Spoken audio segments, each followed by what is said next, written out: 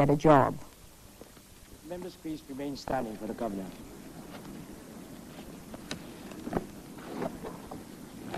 The Governor.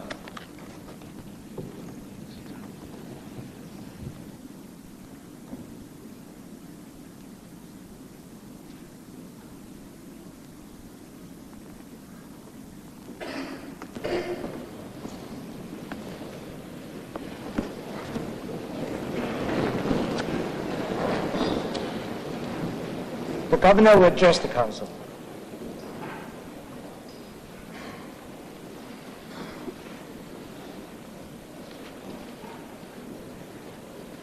Mr. President, let me start by offering you my warmest congratulations on your second election success in less than a month. The confidence which your colleagues in this Council have demonstrated in you is shared by me and by my administration. We look forward to working closely with you in the coming session. This is an historic Council, the first fully elected legislature in Hong Kong's history. Your existence represents the fulfillment of the promises made to the people of Hong Kong in the Joint Declaration and is wholly in line with the community's future constitution, the Basic Law.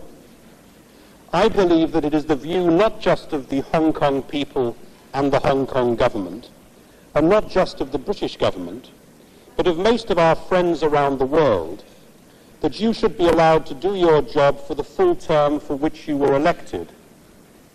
Any other course of action would damage Hong Kong and would damage as well the prospect of a smooth transition to Chinese sovereignty. In partnership with the government, you will carry heavy responsibilities. The community looks to us, the Legislative Council and the government, to work together to make a success of the remaining months of the transition. Our ability to create an effective partnership will have a profound effect on the development of this Council and the future of decent, competent, accountable government in Hong Kong. We must not forget, too, that as we move closer to 1997, the eyes of the world will focus on Hong Kong. In my first policy address to the Legislative Council in October 1992, I set out a 5-year program of work. That program spelled out what we hope to achieve in the final 5 years of British administration. This new Council starts its work more than halfway through that agenda of improvements in every area of Hong Kong life. I'd like to brief you in some detail this afternoon on where we stand with this program. A government should be judged on its record, not on its rhetoric. Good intentions are not enough. It's our performance which counts. Although much remains to be done, I hope members will agree after hearing my report today that we have made solid progress in keeping the promises of 1992. The program I launched in 1992 was built on 2 bedrock principles. These principles are so ingrained in Hong Kong's systems, so much a part of our consensus, that they're usually taken as self-evident and universal truths. The first concerns the economy. Hong Kong knows better than most communities that we must first create the wealth before spending a share of it on improving our public services. We must never lose sight of this fundamental economic reality, and we must accept its implications. There are no shortcuts, no soft options. Social progress is linked directly to economic progress. If we want better services, we must fund them by creating new wealth. The second bedrock principle concerns our rights and freedoms under the law. There is a consensus that our civil institutions must develop in step with the development of our economy. It was for this reason that my program in 1992 included the following proposals: to make our governing institutions more open and accountable, to ensure that our laws comply with the Bill of Rights, to guarantee that Hong Kong's freedoms and values are secured, and to deal as promptly and effectively as possible with the key issues of the transition. In short, Hong Kong recognizes that economic and social development must take place within the framework of what is perhaps this community's most prized possession, the rule of law. This is not some abstract concept far removed from the daily lives of the people of Hong Kong. It is the rule of law which provides a safe and secure environment for the individual, for families, and for businesses to flourish. This is the best safeguard against arbitrary and overbearing government. It's the very essence of our way of life. So how have we done during the first 3 years of our 5-year program? I start with the economy. It's not by accident that Hong Kong's economic success is so highly regarded by the outside world. In December last year, it was widely reported that the Washington-based Heritage Foundation had concluded that Hong Kong is the freest economy in the world. In Hong Kong, that was taken as late-breaking news, something we had known for years. Last month, the World Economic Forum rated Hong Kong as the 3rd most competitive economy in the world. These reports are a welcome recognition by the outside world of realities with which you are all familiar, even if it doesn't always sound like that. Our commitment to open markets and fair competition has ensured that since 1992, our economy has continued to flourish. Equally important, our public finances have remained under tight control. GDP has grown by 18% in real terms to $23,800 per head. New investment has grown by 31% in real terms. Total visible exports have grown by 43% in real terms, and total exports of services have grown by 31%. Our fiscal reserves have grown by 57% to total $151 billion. Tax rates have been cut to provide reductions for almost every salaried employee. And, of course, the share of public spending has remained firmly below 20% of GDP. So the economy has flourished mightily. And for that reason and that reason alone, we've been able to meet the targets to upgrade our social services which I proposed in 1992. Improved social services are one of the rewards for our economic success. On education, we promised the community that we would respond to the concerns of parents and teachers about standards in our schools. We would provide over 2,000 additional teachers by 1997 and reduce the ratio of pupils to teachers to 24 in primary and 20 in secondary schools. We've already achieved these targets 2 years ahead of schedule. We would provide a computer for every secondary student undergoing a computer course. We doubled the number of school computers in 1994, meeting our target in full. We would enable 18% of those aged 17 to 20 to enroll in first-year, first-degree courses by 1994. We increased the number of places available by 20% to total 14,500 by October 1994, and thus achieved our target. On welfare, we promised the community greater help for the disadvantaged and the disabled. We would introduce a new comprehensive social security assistance scheme. This scheme has been operational since 1993, bringing higher benefits for every group of clients. We would provide 5,800 care and attention places for the elderly by 1997. We've achieved over 3,600 places. This will be a difficult target to meet, but I'm determined that we will do so. We would provide an additional 200 foster care places by 1997. We've done better than we hoped for. We've already provided 240 foster places. Altogether in the welfare field, we're in the middle of a program which will take us from second world standards of provision to first world standards in one 5-year stride. I'd like to thank all our staff who are delivering that massive improvement while rarely getting the credit for it which they deserve. On health services, we promised the community that we would provide faster and more effective treatment for the sick. We would provide an additional 4,200 hospital beds by 1997. By March next year, we'll have provided 2,700 more beds, and we're determined to provide the balance as promised on schedule. We'd open 13 new clinics by 1997. We've already opened 9 new clinics, and the other 4 are under construction. We'd reduce waiting times at accident and emergency clinics from 60 minutes to less than 30 minutes. The average waiting time today is 30 minutes. On public housing, I promised the community that the momentum of our program to provide decent homes would accelerate over the next 5 years. We would build over 100 new public housing flats per day. In fact, we've managed to build an average of 117 flats a day. This means that 18,000 more families have been provided with decent, affordable public housing than we originally planned. On temporary housing areas, we've made 3 pledges. The first was that almost 3/4 of the people living in THAs in 1992 would be rehoused by 1997. The second was that by 1997 we would offer flats to all those who in 1993 were living in THAs. The third was that by 1996 we would have cleared all the temporary housing areas built before 1984. There has been a good deal of misinformation that we might not meet these pledges. On the contrary, we're well on course to achieving all 3 commitments by the scheduled target dates. I shall be saying more about THAs later on this afternoon. We pledged to introduce a sandwich class housing scheme to provide new flats for 20,000 families by 2001. Some 2,000 middle-income families will have benefited from this scheme by the end of this year and will accelerate production to meet our target. We'll also increase our longer-term target by 50% to 30,000 families over the next 8 years.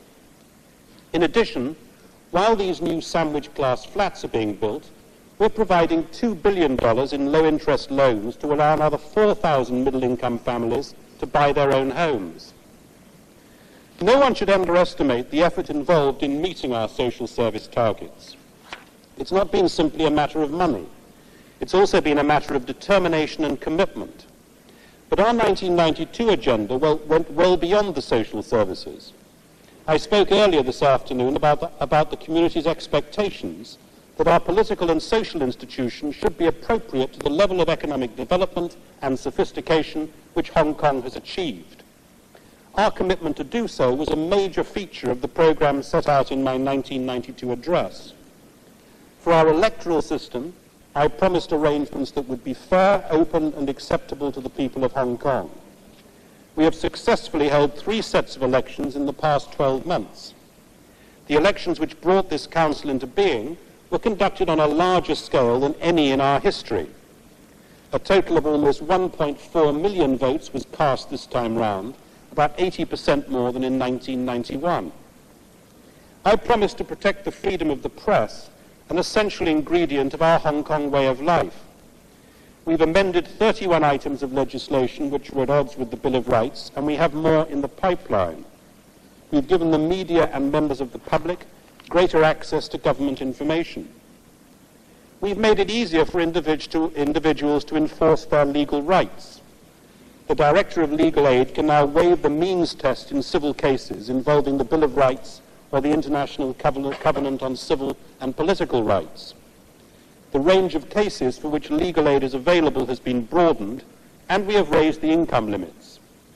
These measures help to make sure that the protection of the courts is available to the community as a whole and not restricted to the better off. I also explained in my first policy address that this government would do all that it could to prepare for Hong Kong's future under the concept of one country, 2 systems. In 1992, the list of major transitional issues on which little progress had been made in the Joint Liaison Group amounted to a formidable agenda of unfinished business, business which was vital to Hong Kong's success, the very essence of a smooth transition. I'm pleased to say that since 1992, significant progress has been made on this agenda. After 7 years of complex discussion on defence lands, we reached a comprehensive agreement in June 1994. This released nearly 140 hectares of land, worth up to $65 billion, to provide more new homes, offices, hotels, open space, and other community facilities. In June this year, we brought to a conclusion 5 years of arduous negotiations on the financing of our new airport. This means that the construction of the airport can proceed rapidly, and we shall be able to finish construction of the airport just 2 years from now. After almost 4 years of uncertainty since 1991, we reached agreement with the Chinese government in June this year on the establishment of the Court of Final Appeal on the 1st of July 1997. While I know that this issue was the subject of heated debate in this Council, I believe the passage of the bill has provided certainty about the continuity of our judicial system, where previously there had been doubt and uncertainty. A great deal of hard work has gone into securing these important agreements, but much remains to be done. The major items still on the Joint Liaison Group agenda for solution before 1997 are familiar to you all. The issue of most direct concern to the community as a whole is the right of abode. It will be very hard for people to have confidence in Hong Kong if their own personal status is ambiguous. People need certainty about their residence rights, their travel documents, and visa-free access to foreign countries. We shall go on raising these concerns in the Joint Liaison Group, as well as with the United Kingdom. Both the sovereign powers have an important contribution to make in reassuring Hong Kong people on these matters. We're almost halfway through our programme to replace United Kingdom statutes that at present apply to Hong Kong with appropriate Hong Kong legislation. We'll have to enact a further 17 ordinances to complete the current programme. We also have a programme, largely technical, to adapt Hong Kong's laws to meet the requirements of our future status as a special administrative region. We've examined all the Hong Kong ordinances, numbering nearly 600, to see whether they need amendment to conform to the basic law. So far, we've prepared detailed proposals to amend about 300 ordinances. We aim to complete proposals on the remaining ordinances by the beginning of next year. We also need early clarification by the Chinese side of the mechanism for adopting these amendments. It's imperative to ensure that there is no uncertainty about the status of any laws after the change of sovereignty. The British and Chinese foreign ministers agreed in London last week jointly to intensify efforts on developing Hong Kong's container port. We shall now work to build on that commitment in order to find a way forward in our discussions on Container Terminal 9 and the future expansion of the port. Let me give just one more example. To secure our vital air links with the rest of the world, we've been negotiating a distinct set of air service agreements with our aviation partners. This involves separating air services agreements from those signed by the United Kingdom, which also cover Hong Kong, and concluding agreements with new aviation partners. So far, 11 such agreements have been signed. One initial agreement has been approved by the Joint Liaison Group and awaits formal signature. Another 6 are still waiting for the Chinese side's approval. However, a further 4 remain to be dealt with under the separation programme. Furthermore, arrangements need to be put in place before 1997 so that Hong Kong Airlines can continue to overfly other countries after the transition. When the airport opens, it's important that Hong Kong has in place a comprehensive network of air services agreements and other arrangements to match. But the work which remains to be done is formidable. We've also embarked on a new agenda of consultation and cooperation with China, no less vital to our future prosperity. We've started a comprehensive series of briefings on our budgetary process. These are creating a solid foundation for the consultations with the Chinese government, which will be necessary for the special case of the 1997-98 budget. We've set up a joint infrastructure coordinating committee. This body has strengthened our cross-border cooperation, in particular on infrastructure and related matters. I don't think anyone will question the importance of the agreements we've secured in the past 3 years, or the importance of the work which must be completed in the next 21 months. As we look ahead, we can draw encouragement from the fact that we've succeeded in making as much progress over the last 3 years as, arguably, in any other 3-year period since the signing of the joint declaration. But I should add, so we should have done. The time is getting short. As we press on with the work of the transition, as well as completing the balance of my 1992 programme, we can also draw considerable reassurance from the fundamental strength of our economy. You don't have to be a Marxist to believe that economic success is fundamental not only to everything we've achieved in the past, but all that we're hoping to accomplish in the future. Since the start of the year, we've had to cope with a change of pace in the forecast rate of economic growth for 1995. We had an excellent first quarter with GDP growing in real terms by an estimated 5.9%. But the momentum has slackened since, and we now expect 1995's GDP growth to be 5% in real terms, rather than 5.5% as previously forecast. We should not overreact to this revision of our growth forecast. Our annual GDP growth in real terms has averaged 6% over the last 10 years. For a modern economy like Hong Kong, the prospect of GDP growth of 5% in real terms in 1995 is still a very healthy rate of expansion. Indeed, this is better than most of the advanced economies expect to achieve this year, and it's in line with the medium-range forecast on which our public expenditure plans are based. But nonetheless, we have to recognize that Hong Kong's economic mood is less buoyant than the fundamentals justify. We have to understand what has been called the feel-bad factor. The first component of this is undoubtedly inflation. The annual rate of inflation has fallen from its peak of 13.9% in April 1991 to 8.3% in August this year. We can draw some encouragement from this downward trend in consumer prices, but we cannot be complacent.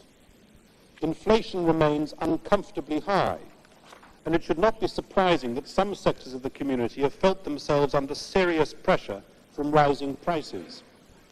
The most obvious example is the market for new homes. In 1993, as the price of new flats soared beyond their means, many Hong Kong families began to despair of ever owning their own homes. The price stabilization package we introduced last year was aimed at knocking out the speculators who were an impediment to the smooth operation of the price mechanism. I'm pleased to say that we seem to have got it about right. Prices have consolidated in most sectors of the housing market at levels which are 20% lower than the peak prices which prevailed around April 1994. But it would be dangerous to imagine that government intervention across the board is the remedy for Hong Kong's inflation. Our intervention in the property market was designed to make the market work more efficiently, not to override it. As with most of Hong Kong's economic problems, the ultimate answer to inflation is competitive markets, which are the only real guarantee of the productivity gains we need to contain inflation. Later in my speech, I'll be explaining what measures the government will be taking to make our economy more competitive. The other major economic worry is unemployment. I think it no overstatement to say that in Hong Kong, full employment has been a most effective guarantee of social progress and stability. It should not be surprising, therefore, that when the unemployment rate began to increase earlier this year, the community demanded government action. All the more so because the government has always accepted a responsibility to do everything within its power to maintain full employment. By normal international standards, Hong Kong's current unemployment rate of 3.5% is very low. Most communities would regard this as virtually full employment. In Hong Kong, however, we expect to do better. This community believes that its men and women have a duty to earn a living and to support their families. This community also believes that full employment should, in effect, be the government's single most important welfare objective. Think of what this means in practice. Full employment means that almost everyone, including those with disabilities, can get a job and will have a chance to achieve economic independence instead of a section of the community being abandoned to poverty and dependency. The government's response to the higher unemployment figures has been both prompt and practical. In June, I brought together business and labour leaders to identify what lay behind the sudden rise in unemployment and to help us devise effective remedies. The government then took immediate steps to address the two most pressing concerns which had been voiced. The first was that more foreign workers were taking up jobs illegally, thus reducing the work available for our own people. we've launched a vigorous campaign against illegal employment. The second was that our employees' retraining programs should be strengthened to give workers more marketable job skills. We've already made substantial improvements to these programs. The higher rate of unemployment has also led to understandable calls for changes to the importation of labour policy. I say understandable because the community attaches such importance to men and women earning their own living that it also feels that any preference in the labour market ought to be in favour of local workers. The General Labour Importation Scheme was introduced in 1989 to relieve what was then an acute labour shortage. As the shortages eased, it became obvious that we needed to reassess the policy. I've now received the report on the review of the General Labour Importation Scheme, which ended last month. It points to the following conclusions. First, imported labour has made a valuable contribution to our economy in overcoming bottlenecks in key high-growth sectors or shortages of specific skills. Second, there is a need to retain the policy options which allow Hong Kong to respond rapidly to sudden rises in the demand for particular types of worker in our open and highly flexible economy. Third, there is a very strong case for significant changes in the existing general scheme, both in its operation and in its quota sizes. In the course of this latest critical review of the general scheme and the fundamentals of our policy on imported labour, we've listened closely to the arguments proposed by spokesmen for both employers and the labour force. In deciding on the way forward, I've paid particular attention to the views of members of this Council. I believe that we should now bring the existing general labour importation scheme to an end. It will be run down naturally over the next year or so and be replaced with radically revised arrangements for the importation of labour. We will propose a new supplementary labour scheme to start on the 1st of January 1996. Its quota ceiling will be 5,000 compared with 25,000 under the existing scheme. Employers will have to prove that local workers are not available before we begin to process their applications to import labour. First, they will be required to advertise their vacancies for a specific period of time. Second, they will need to register their vacancies with the Labour Department and participate in a job matching scheme, which will also involve the Employees Retraining Board, where necessary, for at least 2 months. We shall be consulting this Council and representatives of both employers and employees on the detailed arrangements for the implementation of the supplementary labour scheme at a summit on employment next month. It's important that we find the right way forward which meets the interests of both sides. It's also important that our new arrangements enjoy the confidence of the community. To achieve these goals, the Labour Advisory Board will be asked to monitor the operation of the supplementary labour scheme. In announcing today's proposals, I want to emphasise that imported labour has been essential to our past growth, and we must be careful to retain the option to use foreign workers to prevent any future shortfalls in the local labour supply from becoming bottlenecks to our overall growth. I believe that the new arrangements I've proposed this afternoon take into account the best features of the various suggestions which have been put forward by all the parties concerned, and most especially by members of the Council. I said earlier that we must do everything in our power to promote full employment. But some things are not within our power, and we must recognise the limits to what the government can achieve. Experience elsewhere in the world has shown that all too often well-intentioned job creation schemes prove in practice to be disastrous job destruction schemes. They destroy competitiveness, they cause jobs to be exported, and consequently they impede economic growth. The same constraints apply to what the government can do to suppress inflation. Prudent measures to eliminate dangerous speculation and to remove the obstacles to the efficient operation of our markets do not conflict with Hong Kong's basic economic principles. But government controls and arbitrary interference with the price mechanism would only depress confidence, deter investment, and damage the efficiency of our free market economy. Only a commitment to higher productivity, competitive markets, and rapid economic growth can achieve what I know the community wants: a job for every man and woman who needs one, and more stable prices. So the role of the government must be to promote the efficiency, flexibility, and competitiveness of our economy. This is the way, and it's the only way, that we can find the remedies for unemployment and inflation. We must compete our way back to full employment and stable prices. So what can the government do to help the economy to become more competitive? The government's primary responsibility is not to manage the economy, but to provide the framework in which it can operate most efficiently. In practice, this means providing and maintaining our infrastructure.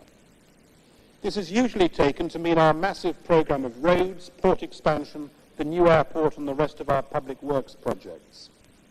We've spent a total of $70 billion since 1992 on the physical infrastructure, and I don't think that anyone will doubt the importance of these investments to our competitiveness. But in a service economy, the physical infrastructure is a necessary but not a sufficient condition for success. We have to go beyond these investments in what might be called the hardware of our drive for greater competitiveness. We must also invest in the software of success. First, we must foster an infrastructure of skills appropriate to our technology-based economy. Second, we must get the regulatory balance right to remove red tape which deters initiative and enterprise. Third, we must reinforce the fiscal and budgetary policies which have given us the best business environment in the region. I start with our human capital, Hong Kong's most important resource. We already have an outstanding labour force, disciplined, efficient, and flexible. These are the qualities which have enabled our workforce to raise its productivity by an annual average of 4.5% since 1985, and to reduce the average number of days lost through industrial disputes by 75%. These are the qualities which have enabled our economy to switch so efficiently from manufacturing to services, to shed 460,000 factory jobs since 1985, and to replace them with 800,000 brand new jobs in service industries.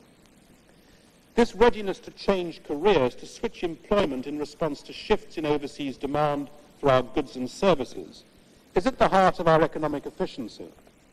It's also crucial for our continued ability both to compete on world markets and to serve the needs of China's rapid modernization. The secret of this high-quality workforce is relatively simple. Hong Kong has offered the right incentives, decent wages, to allow the workforce to raise its living standards. Since 1985, the average worker's earnings have risen by over 4% each year in real terms. Hong Kong has promoted professional education and provided vocational training. Since 1985, the annual expenditure on training schemes, part-time courses, and distance learning has risen by 76% in real terms. This year, about 155,000 adults will benefit from some form of part-time education. But the skills and motivation of our labour force are only the first of the building blocks for our future success. In addition, a modern service economy requires a considerable investment in knowledge, in the intellectual skills which can harness advanced technology to our growth. In the past, neither government nor industry funded scientific and technological research on a scale commensurate with our economic progress. However, over the last 3 years, we've started to make good our past deficiencies. This year, the University Grants Committee will allocate $272 million in research grants, a 133% increase since 1992. In addition, we currently give financial support to the equivalent of almost 3,000 full-time research students doing advanced degrees. Our investments in scientific and technological research have a direct bearing on the enterprise and innovation which are the key to our future prosperity. Since 1993, we've provided $372 million for research projects in manufacturing technology. One additional possibility is the establishment of a science park. We've conducted a feasibility study on this project, and we'll be consulting widely on its findings in the coming months. We'll then return to this Council with specific proposals. Our overall goal, quite simply, must be to bring together the scientists and the entrepreneurs whose alchemy is the key to our future prosperity. We can't be parochial about technology and research. We must, of course, keep up with the traditional pioneers of technological change in the major developed economies. But we must also work in partnership with the new scientific generation in China. Last year I announced the creation of the Applied Research Center, whose special task would be to support projects which involve researchers from China as well as Hong Kong. Already 11 million has been allocated to fund 2 applied biotechnology projects which have been identified as offering exciting potential. So far I've talked about how the government has taken on an expanding role in creating the infrastructure which will help our businesses to make the most of their opportunities both in China and on world markets. But more government involvement isn't the answer to every problem. Indeed, a proactive bureaucracy, however well-intentioned, can shackle investment and stifle initiative. Red tape and over-regulation are the surest ways for Hong Kong to drive business elsewhere, especially in a dynamic region like our own, which has pinned its hopes for sustained growth on economic liberalisation and deregulation of markets. At the same time, the government cannot abandon all responsibility for the way business is conducted. We cannot abdicate our duty to protect the depositor, the investor, and the consumer against fraud and malpractice. In becoming the world's 8th largest exporter of manufactured goods, we could not have afforded a reputation for shoddy or unsafe goods. In maintaining our position as the world's 4th largest financial centre, we cannot afford a reputation for dubious financial products and unethical market practices. The surest way to destroy the market value of a Made in Hong Kong label and to cripple the credibility of our financial institutions would be to retreat from high standards of self-regulation and official supervision, backed where necessary by stringent legal penalties. And to retain the trust and respect of our trade and investment partners, Hong Kong standards must meet the criteria which set international benchmarks. So we have to strike a balance between providing the level and quality of regulations which guarantee the high standard of our goods and services, and at the same time avoiding those bureaucratic controls which would strangle enterprise and deter investment. The Financial Secretary has these issues very much in mind. As you know, he's already established a task force to chart a course for the further expansion of our service industries. This will be reviewing what we can do to provide a regulatory and administrative environment conducive to the future development of our service industry. It will listen carefully to the views of business representatives and professional experts. In particular, we will welcome views on how the government could modernize existing regulations concerning the service industry in order to strike the right balance between safeguarding the interests of investors and consumers on the one hand and expansion of the industry on the other. But I want this exercise to make an even more direct contribution to reinforcing our open economy. New technologies create new processes and markets generate new products. So, as we amend or modernize business legislation, for example the Companies Ordinance, I want the task force to ensure that we do not erect new barriers to business. We must use the law to promote, not deter, economic activities. In my first address to this Council, I pledged that the government would do everything in its power to maintain a dynamic business environment, free from unnecessary government burdens and interference. I believe we fully lived up to that promise. We could not have achieved this without the support of this Council in the past.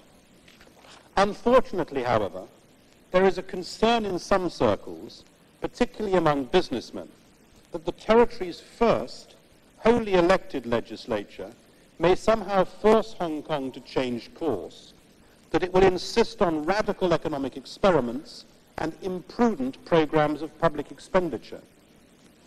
I do not share this pessimism. After all, the last Legislative Council was the first to have an elected majority, and it showed no inclination to abandon the bedrock principles that I've described earlier this afternoon. Similarly, I don't see how anyone who has read the party manifestos and listened to the political debates in last month's elections could possibly reach such a conclusion. Nevertheless, it's only fair to say that there is a perception in some circles that you might introduce radical changes which would lead inexorably in later years to higher taxes and would expand the government's role in the economy. Let me repeat, I do not believe that there is any inclination in this Council to do so. Nevertheless, I believe this Council could make its own positive contribution to business confidence and provide a significant incentive to new investment by removing all uncertainty about your own convictions that economic success must remain our first priority.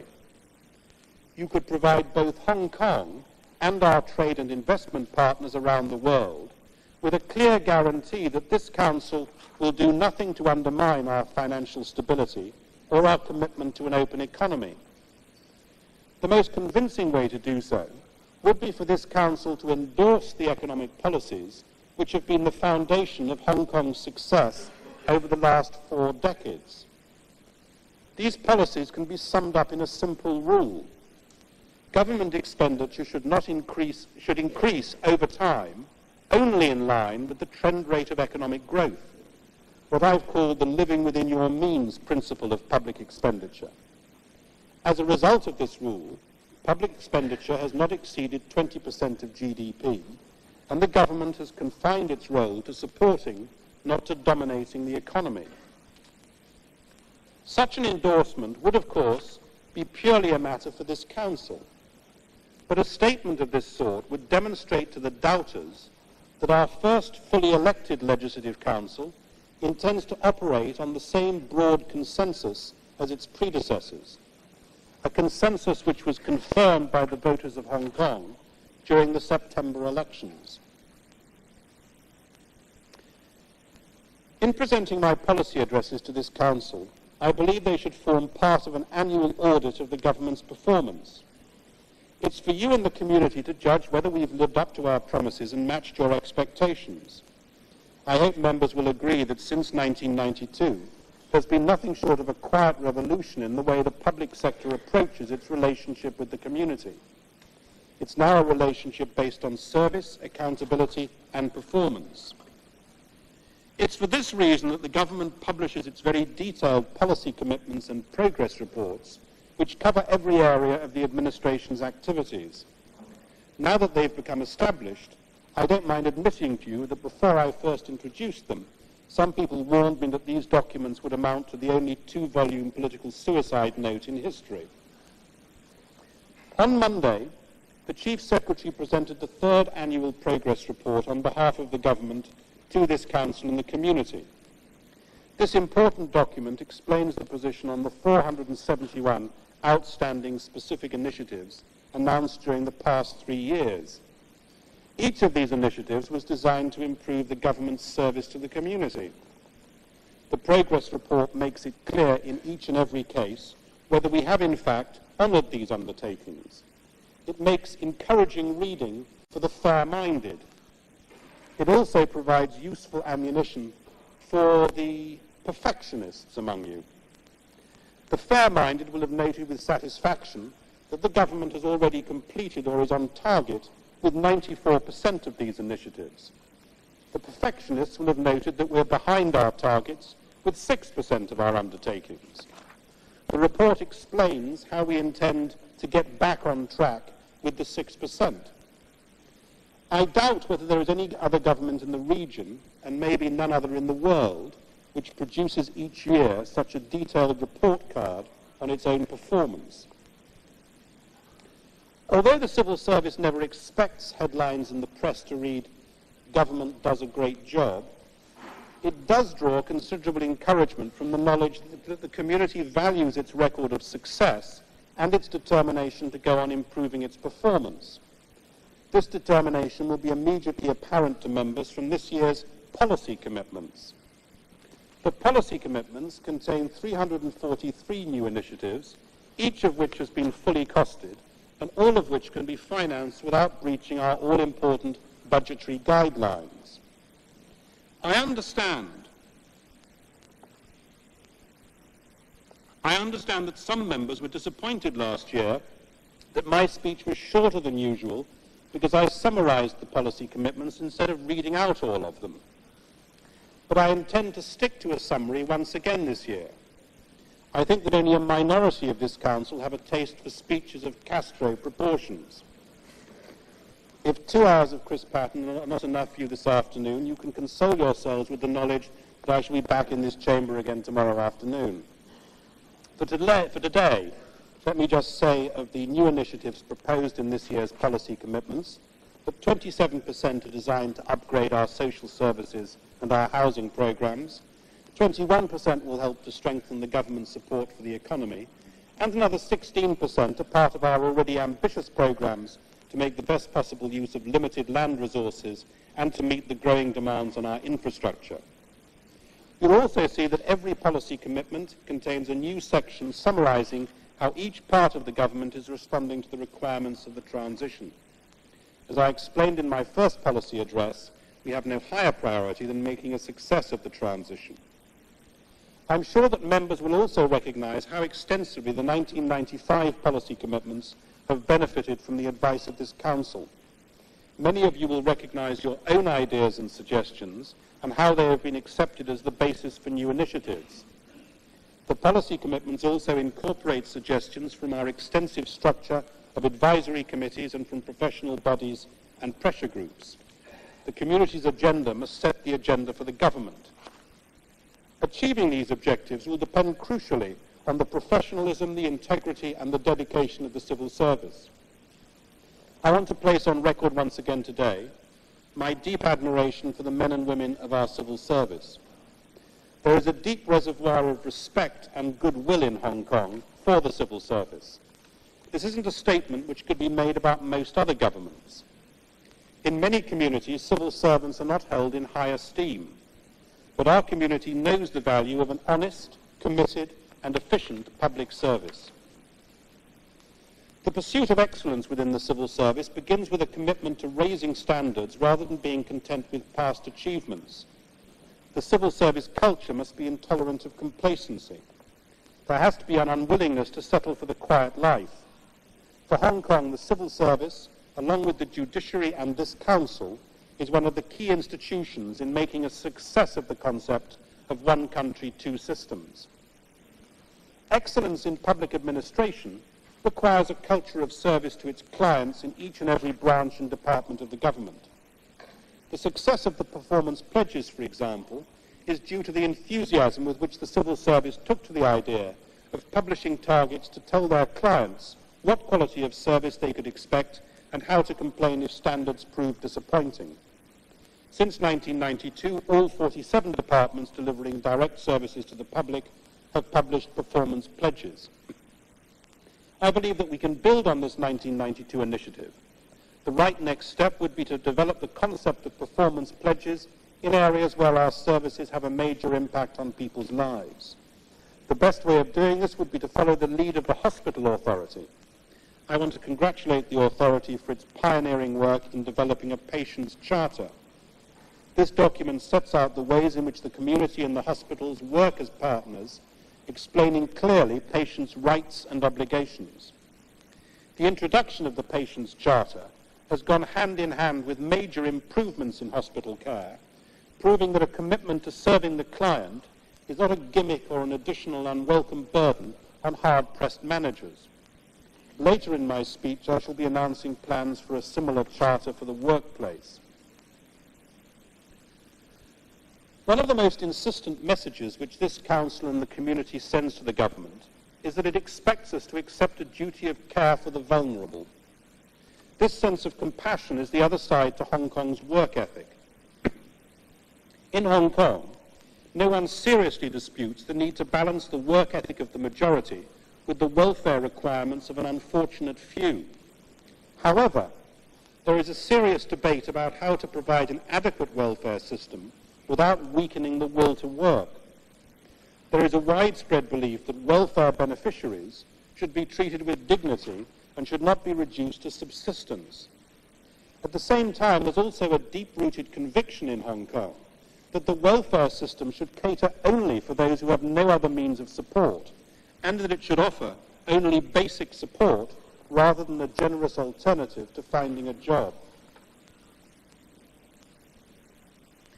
As a result of considerable public discussion of these issues, particularly of the financial needs of our elderly population, I promised in last year's policy address that we would undertake a new in-depth study of the Comprehensive Social Security Assistance Scheme. This review draws on information from 7,400 households participating in the year-long Household Expenditure Survey, which ended last month. This survey is a mammoth exercise which we undertake only once every 5 years, and it provides a wealth of information. For the purpose of the review, we compared the current level of CSSA benefits with the actual spending patterns of CSSA recipients and those in the lowest 5% income group. These spending patterns were drawn up from an analysis of data provided in the first 6 months by the Expenditure Survey. The results of this analysis suggest that there are people for whom the safety net has not been adequate. Some of the results contradict conventional wisdom about which groups need higher levels of support. But overall, the social security system seems to have worked as intended. It provides not a lavish, but an effective safety net for the poorest members of our community.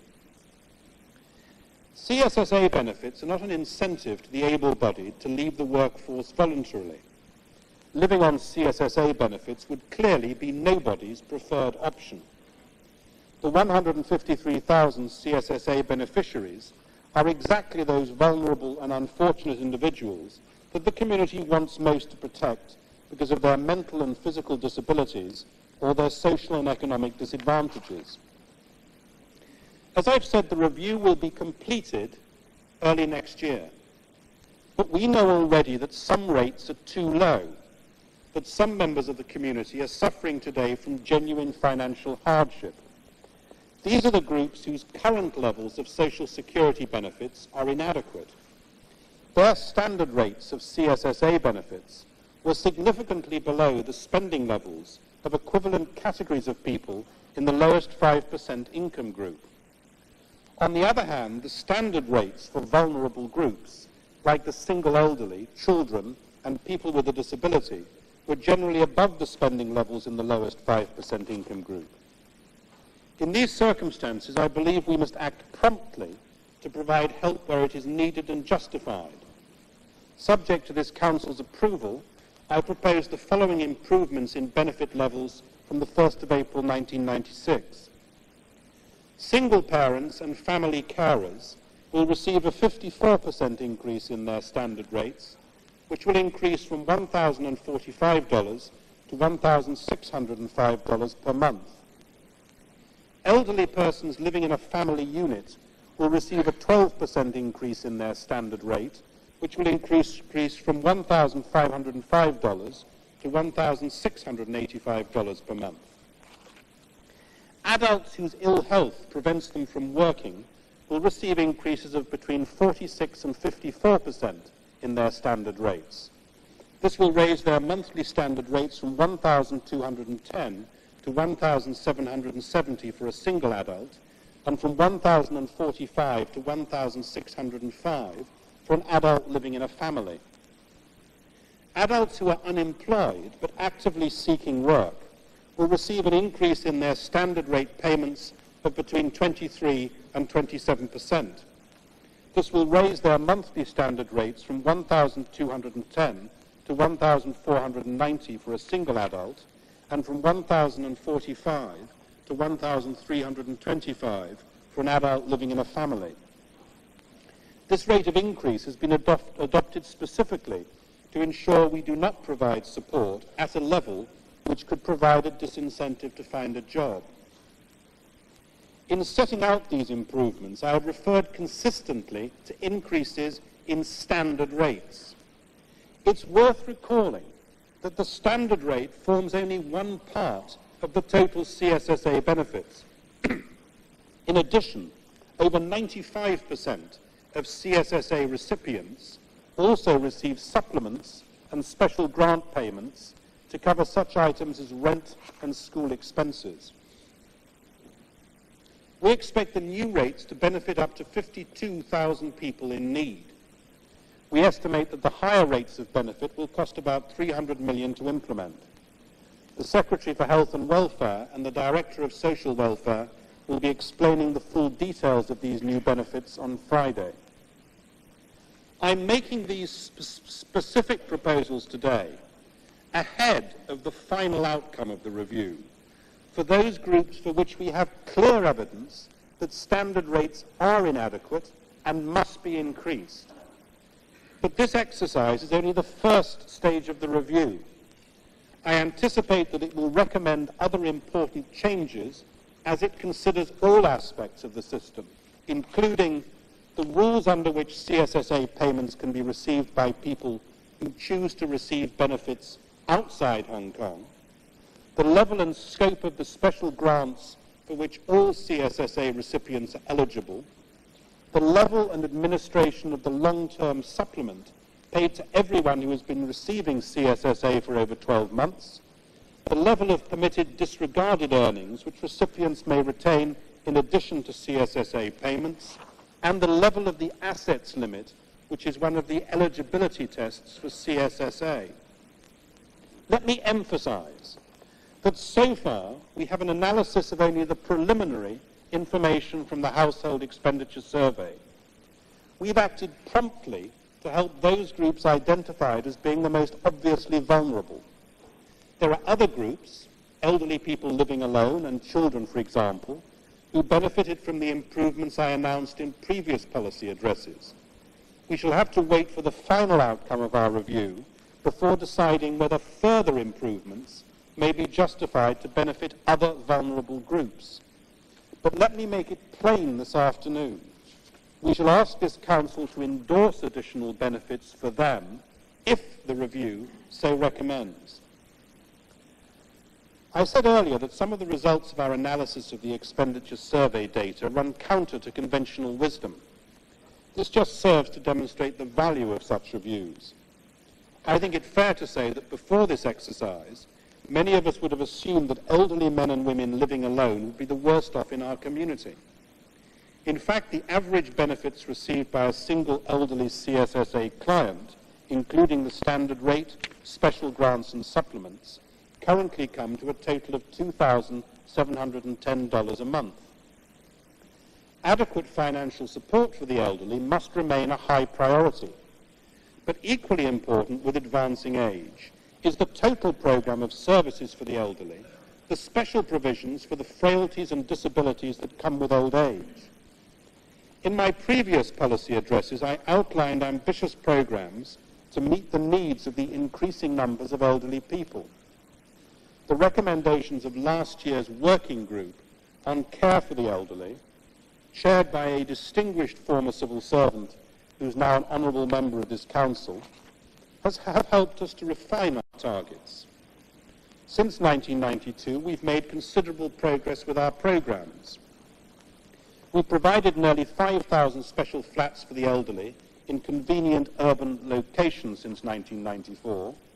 We've rehoused over 23,000 elderly people living in bed spaces and other unsuitable accommodations since 1992. A new priority scheme for the elderly has reduced their average waiting time for public housing by 3 years. We're already providing an extra 4,000 places in care and attention old people's homes. We'll provide a further 1,600 places this year.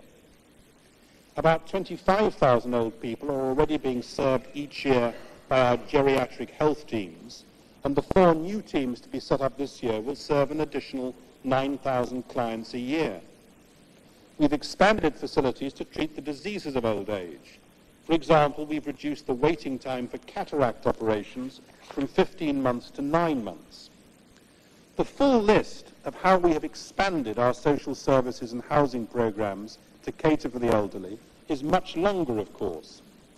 This year we will spend a total of $9 billion both on financial assistance and on our increasingly comprehensive health and welfare services for the elderly, an increase of 50% in real terms over 1992. We're well on our way to creating a proper framework to meet the health, welfare and housing needs of old age. But we're less well advanced in providing an effective system of financial security for the retired. We've made a start. This year saw the enactment of the Mandatory Provident Fund Schemes Ordinance. Much of this Council's agenda in the coming months will be devoted to the government's proposals for bringing the scheme into operation by 1997. We'll need to make early progress on such complex but essential issues as investment guidelines, the interface arrangements for existing occupational retirement schemes, and the regulation and approval of trustees and service providers. We'll start to introduce the extensive subsidiary legislation which will define in detail the Mandatory Provident Fund scheme and its functions. We'll bring forward detailed proposals for the finance and staffing of the Mandatory Fund Schemes Authority. Subject to this Council's approval, we shall provide a total capital injection of $5 billion for the authority.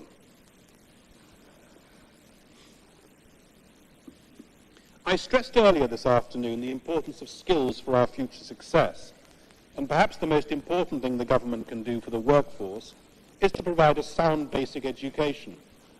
Our record of investment in education, in educating our children, has been improving rapidly. By the time a boy or girl reaches the age of 15, the community will have spent a total of $149,000 on her or his education. Over the last 3 years, Hong Kong has moved well beyond the basic level of 9 years of compulsory education. This year, 41% of our Form 5 students will continue their formal education, and 86% out of those who complete Form 7 will remain in full-time education, studying either for degrees or for other qualifications. The statistics of our efforts to create a modern educational system to serve the entire community are encouraging. But now that we have the teachers, the classroom places and the school facilities we need, parents have become far more concerned, and rightly so, about the quality of schooling that their children receive. They're concerned to ensure that teachers are fully equipped with the professional skills they need to help students get the most out of school, that underachieving children get the special attention they need to encourage them to succeed, and that the schools themselves offer an environment in which both teachers and students can perform at their best. We've already made considerable progress in these three vital areas. The Hong Kong Institute of Education was set up in 1994 to ensure that the training of our teachers meets the increasingly demanding standards expected of the profession. This year, we've provided $642 million for training courses for teachers. We're spending $340 million to build 10 new schools by 1999, specially designed to cater for the needs of poorly motivated students and those with severe learning problems. We're building additional facilities in a total of 240 schools to provide the modern environment which teachers and students need. This program costs $2.4 billion and will be completed by 1997.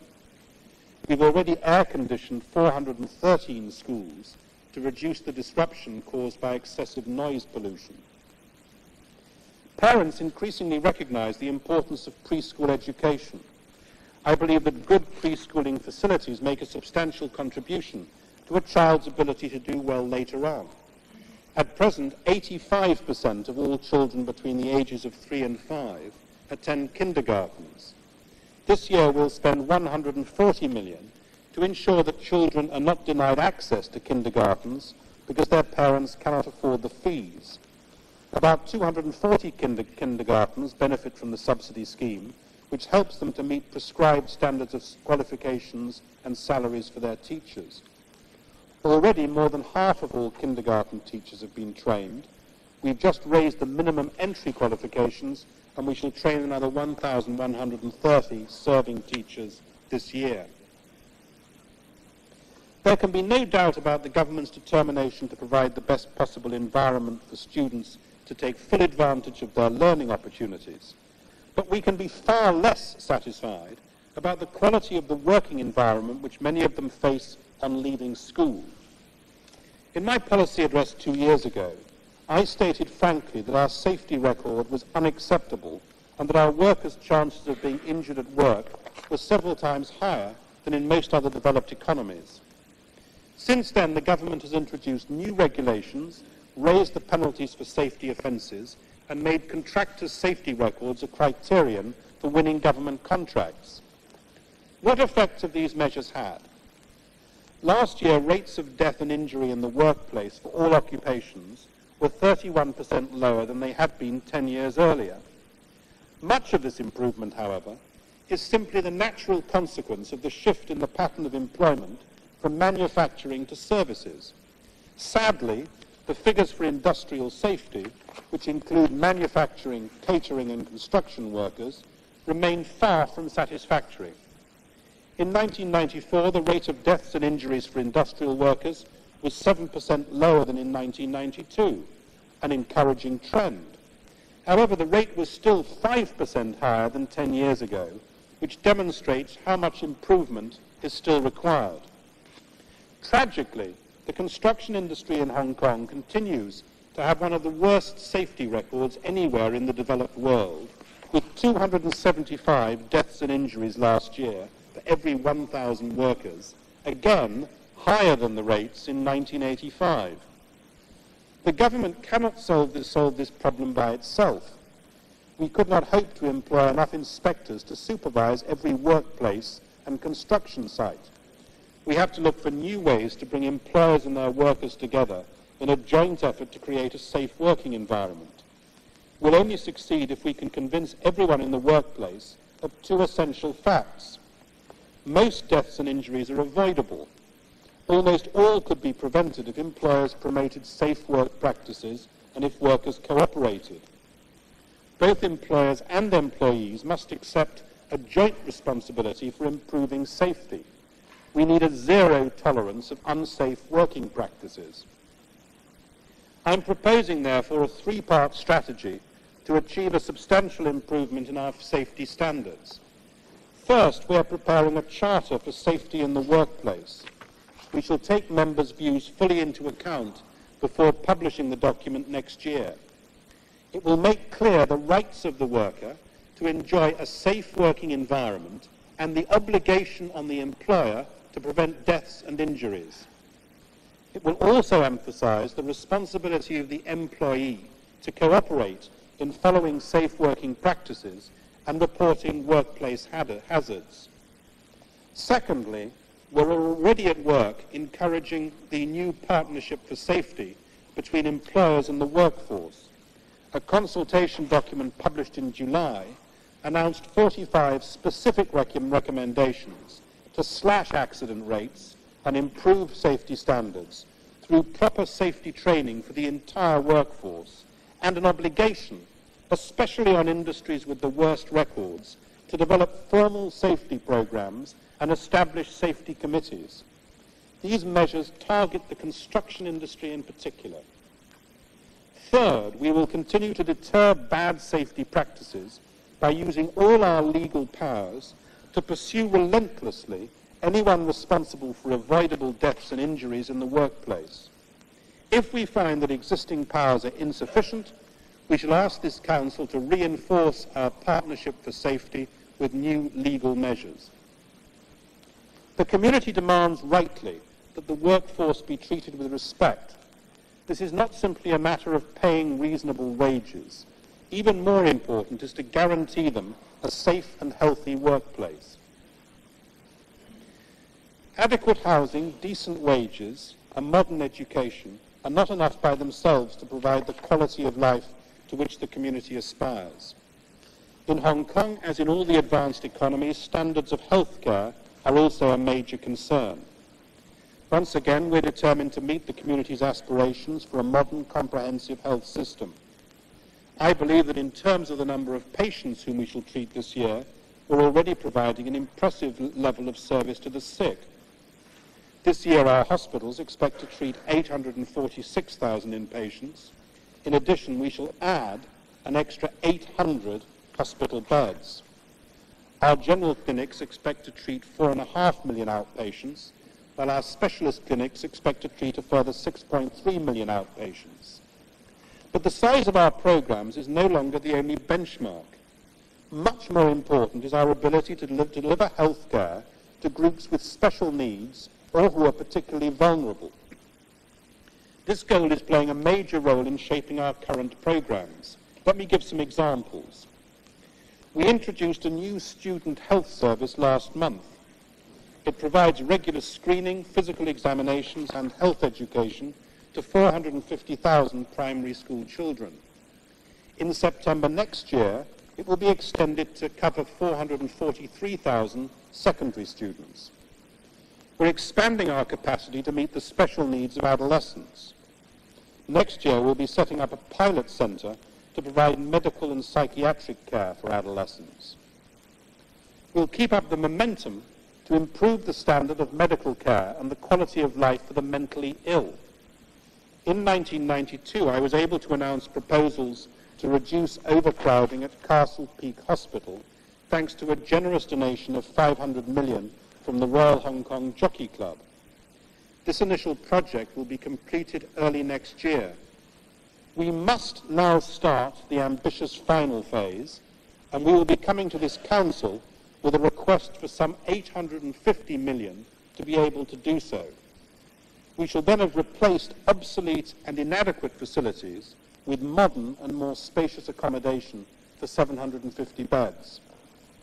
We're promoting the concept of self-help and mutual support among the chronically ill. Next year we will set up 8 new patient and carers resource centres. We'll also provide an extra 2 rehabilitation coordination teams to serve the chronically ill. Once again, the full list of ways in which we are endeavouring to raise standards is far longer than the examples I've mentioned. When members come to read the 1995 policy commitments, they'll see in detail how we propose to continue to adopt a comprehensive approach to healthcare, which meets demands for higher standards of care and service at a price which both patients and the community can afford.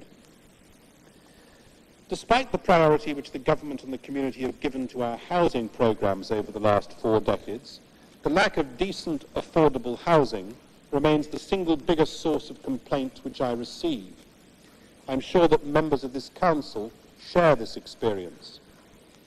Hong Kong has moved far beyond the need to provide basic shelter for a poor immigrant population. 800,000 families now own their own homes, including 200,000 families whom we have helped to buy subsidized housing.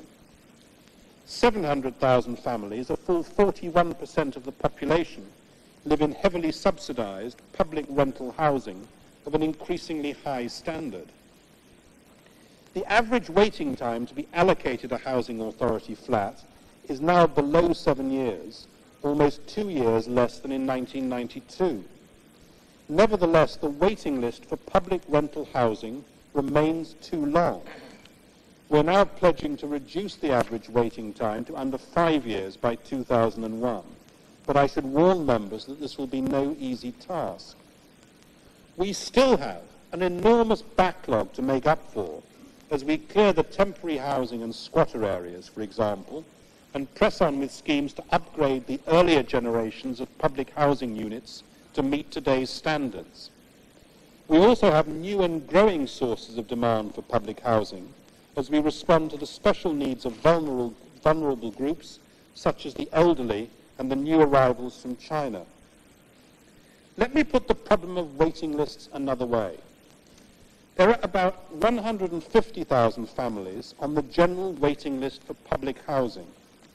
At the same time, 70,000 families who live in public rental housing also own private flats.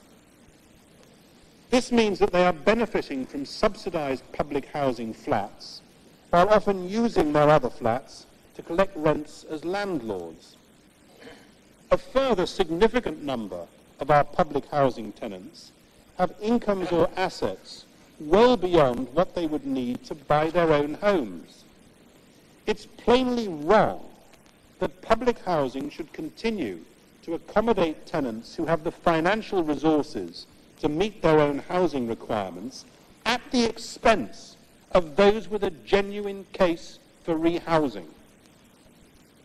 I know that this issue has been the subject of detailed examination by the Housing Authority, and I look forward to receiving their proposals for a comprehensive solution by the end of this year.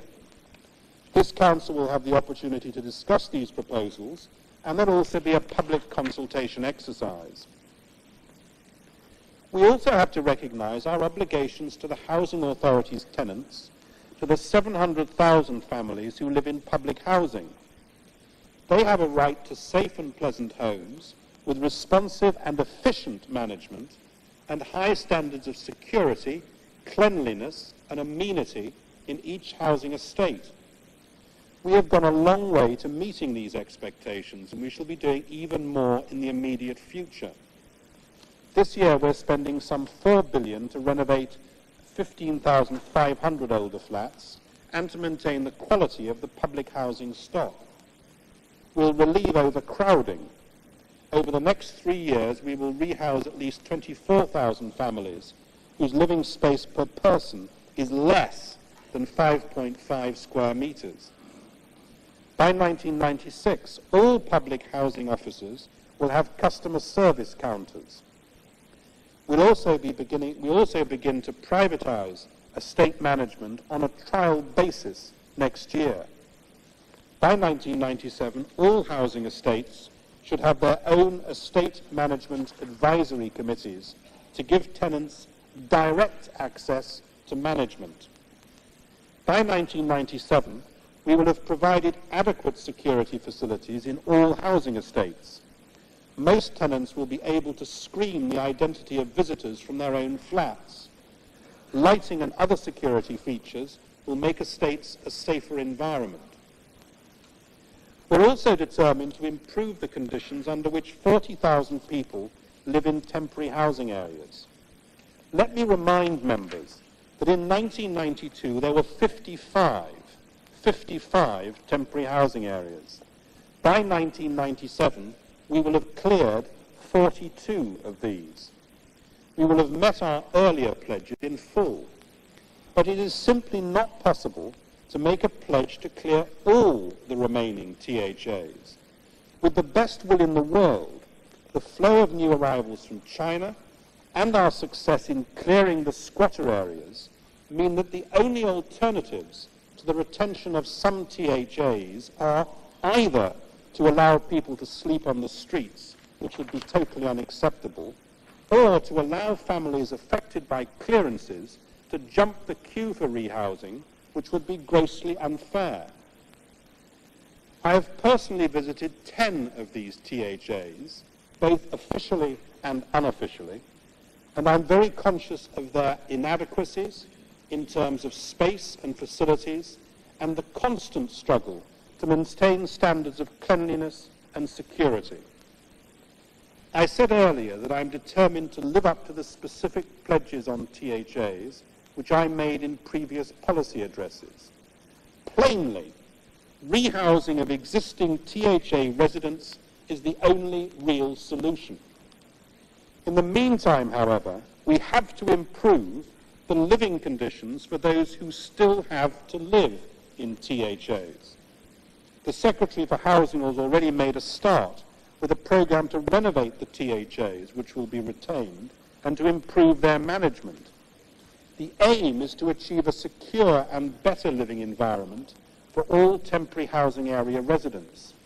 In parallel, some older rental blocks in the urban fringe areas will be used to house families affected by clearance programs.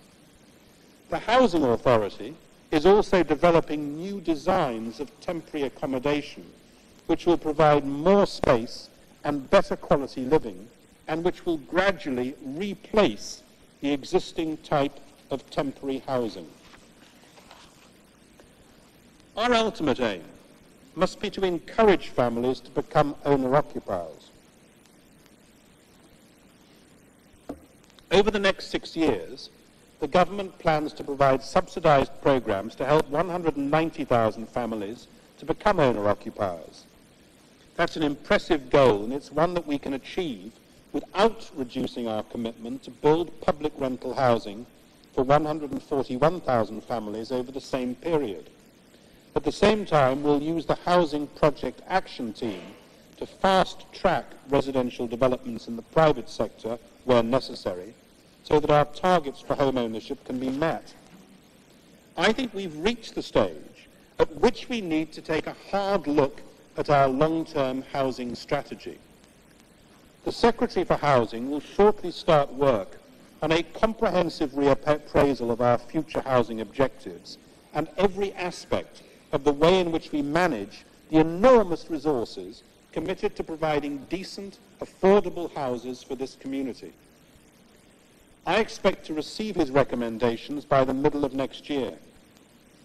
We will, of course, wish to consult this Council, the Housing Authority, and the wider community about how they should be taken forward.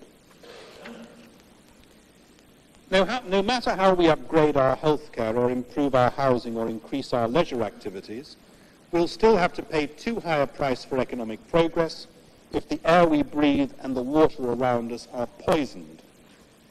As I said in my first policy address, Hong Kong can no longer plead poverty as an excuse for ignoring serious threats to the environment.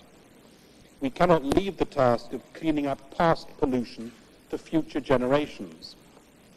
We've made a good start to improving the quality of air on our streets. The principal remaining source of pollution is the high density of vehicles which use our roads. In 1994, we set ourselves the goal of reducing the level of vehicle pollution by 20% within 2 years. We have 2 new measures to help us reach this target. Last month, we published for public consultation our proposals for encouraging taxi and public light bus operators to shift from diesel to petrol vehicles which cause less pollution. We plan to cease to register any new diesel vehicle under 4 tons. We intend to bring these measures into effect next year.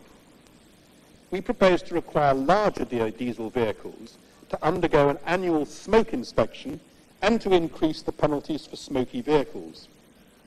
Because of the extreme densities of traffic on our roads, it's vital that all our vehicles run cleanly. I hope that we will have the full support of this Council when we introduce these new measures to tackle the serious pollution caused by vehicles. Every day, some 1.5 million cubic meters of heavily polluted waste are dumped into the harbour and our coastal waters. This tide of filth would fill 750 Olympic swimming pools.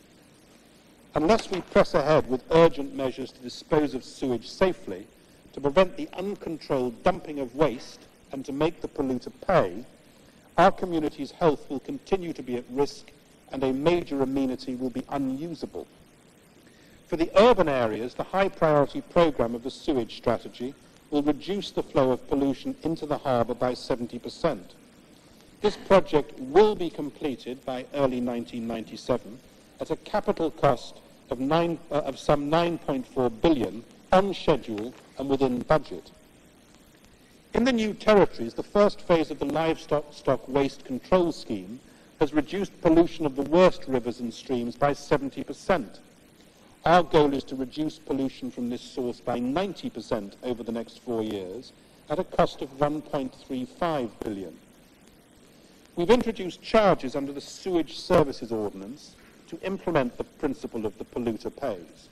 We've introduced charges for using the facilities of the Qingyi Chemical Waste Treatment Centre. We'll also levy charges on private operators using public landfills to dump non-household waste. Good environmental policies are also about creating amenities for the community's enjoyment. Hong Kong has already designated over 40,000 hectares of land as country parks and special areas, 40% of the total land area, and an exceptionally high proportion by international standards. We plan to expand this total and to improve the management of these areas, which offer relief from the congestion, noise, and pollution of so much of our urban life. The beauty of our country parks is in marked contrast to the squalor of over 700 hectares of environmental black spots in the new territories. Since 1994, a special task force has made a good start in tackling the most serious cases. Illegally occupied government land is being cleared and landscaped in Patten. Unauthorized developments are being prosecuted vigorously. The maximum fines for offenders have been increased. At the same time, negotiation and persuasion are used to encourage more responsible attitudes towards land use. In 1996, the task force will use a similar strategy to clean up a further 180 hectares of land in the northeast New Territories. I should like to appeal to the towns and villages of the New Territories to support our efforts to end the black spots which blight so much of the landscape around them. The cost of road construction is enormous. Since 1992, we've spent $20 billion on new roads and road improvements. This year's bill will come to almost $9 billion. Despite these huge investments in the road system, plus very heavy spending on traffic management systems, Hong Kong risks traffic gridlock if we fail to check the rise in the numbers of vehicles using our roads. The grim alternative is the sort of paralysis which peak hour traffic inflicts on travellers in so many Asian cities. Why has our massive spending failed to buy us the solutions we need? Why is the breakdown of a container lorry, a landslip, or a traffic accident enough to create serious disruption? First, our road system has to serve not only the territory's own domestic needs, but also the traffic generated by the continuing surge in the Pearl River Delta's economic activity. Second, we have more vehicles than our roads can accommodate, and the potential demand for families to own their own cars far exceeds our ability to build new roads. The figures on private cars speak for themselves. At the same time, they offer a blunt warning of worse problems to come. Hong Kong today has only 44 cars per 1,000 residents, compared with 106 per 1,000 in Singapore, 291 in Japan, and 565 in the United States. Yet our roads are already among the busiest in the world. Hong Kong already has 163 private cars per kilometre of road, compared with 102 in Singapore, 32 in Japan, and 23 in the United States. However, we cannot go on expanding our road system to meet all the potential demand. Congestion will become intolerable if Hong Kong does not succeed in keeping the growth in private cars to well below the levels of other advanced economies. If we do not hold down the growth rate to 3% or less a year, our road system will start to slide into paralysis. We must find a new strategy, one that applies the user pays principle to our road system. Of course, I accept that it would be unfair to make the family car an unattainable dream for the average family. But I think it would be equally unfair to allow the private car to threaten the travelling convenience of the community as a whole. To find the right balance, I believe we should allow the individual to decide how much use to make of a private car. But when the decision involves adding to road congestion, the private car owner should be prepared to pay a price for doing so. Electronic road pricing offers us the technology to do so. I must warn this Council that electronic road pricing is not the whole solution to our traffic problems. We will still need to press ahead with our road building and improvement works, to continue to expand and upgrade public transport, and to improve our management of the various traffic systems. But I expect road pricing to make a considerable contribution to avoiding gridlock and minimizing the worst congestion. When I refer to potential gridlock on our roads, I'm not speaking hypothetically. The people of the Northwest New Territories know exactly what I'm talking about. Their lives were seriously disrupted in August and September, when the threat to public safety was so serious that we simply had no option but to shut down a section of the Tuen Mun Highway. The stark reality is that at present we have no spare capacity in our transport system in the Northwest New Territories. That is why we're building the Country Park section of Route 3, which should be completed in mid-1998, and which will provide the extra capacity we so desperately need. But this is only part of our programme to bring relief to the Northwest New Territories. Road widening works, traffic surveillance systems, and bus-only lanes will all help us to make the best of our existing capacity. For the longer term, we are looking to the railway development strategy to relieve some of the pressure on our roads.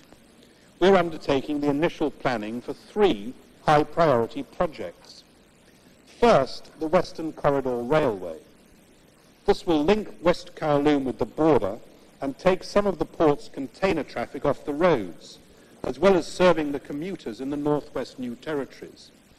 We're considering with the KCRC whether this service could be extended to Chuen Mun Town Centre.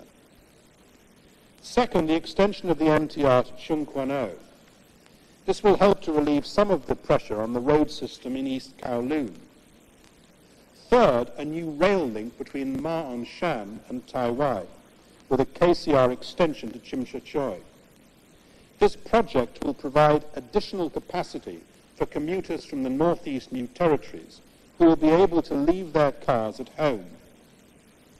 Some of the feasibility work has been completed, and we're expecting specific proposals from the KCRC by the end of the year and from the MTRC in early 1996. This year's typhoon season brought us a further reminder that we can't take our physical safety for granted. Since the 1990s, we've done a great deal to improve the stability of slopes adjacent to buildings throughout our city. But this has not been enough, as the tragic landslips in August brought home to us. We're determined to give slope safety an even higher priority in the coming year. We'll be providing $1.3 billion to accelerate the review of potentially hazardous slopes and to upgrade their stability. We expect this program to be completed by 2000. We've recruited 3 outstanding international experts to provide the best technical advice on our slope safety. This new technical review board has already begun its work. We've adopted a comprehensive package of practical measures to redress the risk of landslides. These include greater priority for slopes close to busy roads and footpaths, identification of all those responsible for the safety of man-made slopes, and closer monitoring of our drainage systems. Hong Kong lives and works in some of the most densely occupied high-rise buildings in the world, erected on slopes which present some of the world's most challenging geotechnical problems. The government is determined to use the most modern technical resources available to overcome the potential hazards of our unique urban environment. By almost any standard of comparison, be it North America, Europe, or our neighbours in Asia, Hong Kong is a law-abiding community. Our crime rates are strikingly low by the standards of the developed world, and there's a profound respect in the community for our police force and for the other disciplined services. Over the past 3 years, I'm pleased to be able to report that we've made considerable progress in tackling the 2 areas of crime which have been of greatest public concern. The rate of violent crime has declined by 11%. The number of armed robberies has declined by a remarkable 61%. Our streets and our other public places are now safer. But the picture is not entirely rosy. We have our problems, and I now want to address 3 particular areas of concern. The first concerns the general level of crime. Despite our success in reducing the level of violent crime and the number of armed robberies, and despite the fact that there are now 800 more police officers on our streets than there were in 1992, the overall crime rate has actually increased by just under 6%. It might be a statistical blip, and we shall have to follow the figures very closely in the months ahead. But this is a statistic which has already rung alarm bells throughout the government. We're deploying an extra 400 police officers on the streets this year, and we plan to deploy at least another 200 in the year ahead. We will take vigorous measures to counter any upsurge in criminal activity and to ensure that our streets are safe. The second area of concern in the past year has been drugs. I chaired a conference on this vital issue in March this year, and I was encouraged by the determination of all of those involved to ensure that drug abuse is not allowed to spread to the mainstream of Hong Kong society, that its spread be halted or reversed. To assist in the battle against drugs, we will be asking this Council to provide $350 million to establish a Beat Drugs Fund. The fund will finance projects relating to drug abuse, preventive education, publicity, research, training, law enforcement, and treatment and rehabilitation. These are the tools we must use to roll back drug abuse and to roll up the gangs of drug peddlers. We shall also provide additional resources aimed at reducing the demand for drugs. We shall be increasing the subventions to non-government organizations to help them meet the growing demand for their counseling, treatment, and rehabilitation services. We shall also be establishing 2 additional residential treatment centers for young people who have fallen victim to opiate abuse, and there will be a new counseling center to help people break free of their addiction to psychotropic drugs. The education of these young people must not be forgotten. Like other youngsters, they need the skills and training to help them make their way in this life. This is now being addressed through a new package of assistance, which includes the offer of a monthly grant to every drug treatment and rehabilitation agency to help them provide education for their young clients. This should be of particular value to those religious agencies offering therapeutic services to drug abusers.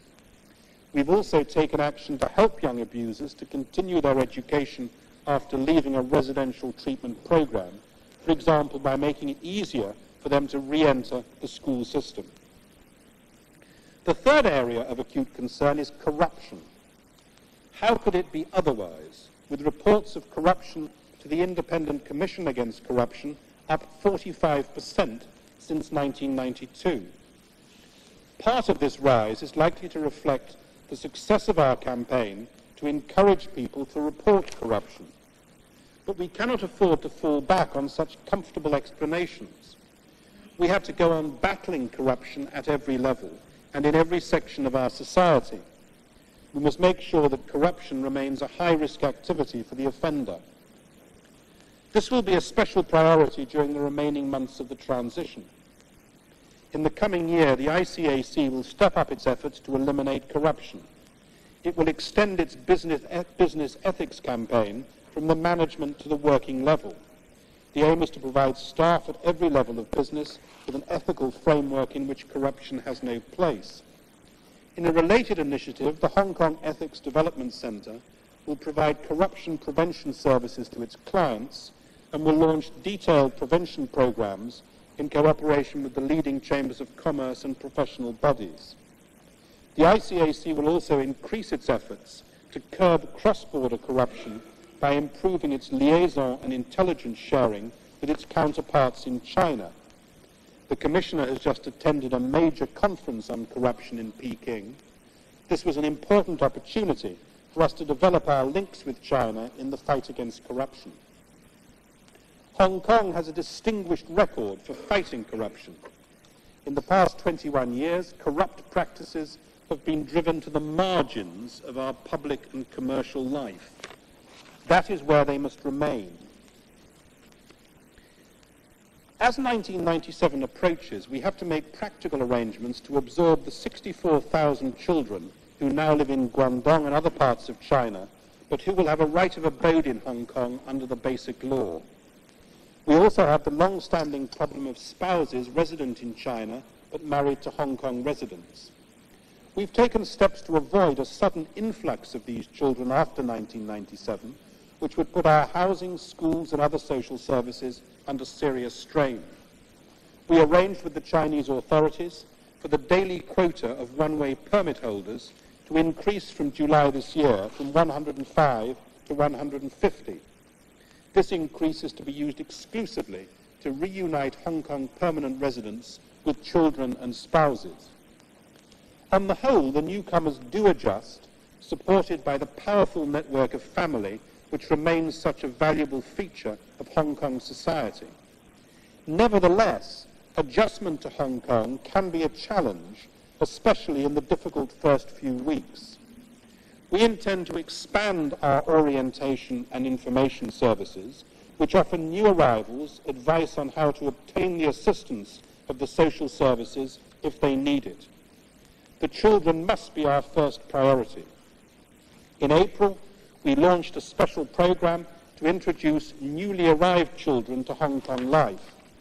We help them find school places, and we provide courses to assist some 6,000 of them to catch up with their Hong Kong classmates in key subjects.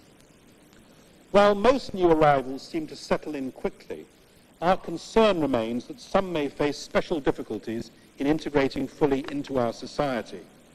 The Home Affairs Department has been given direct responsibility for monitoring and assessing the services we provide to ease the process of integration and to identify groups who are especially at risk. Through the District Officers Liaison Network, we should be able to make sure our programs reach those who need help and identify the most suitable approach for responding to the practical problems as they emerge at the district level.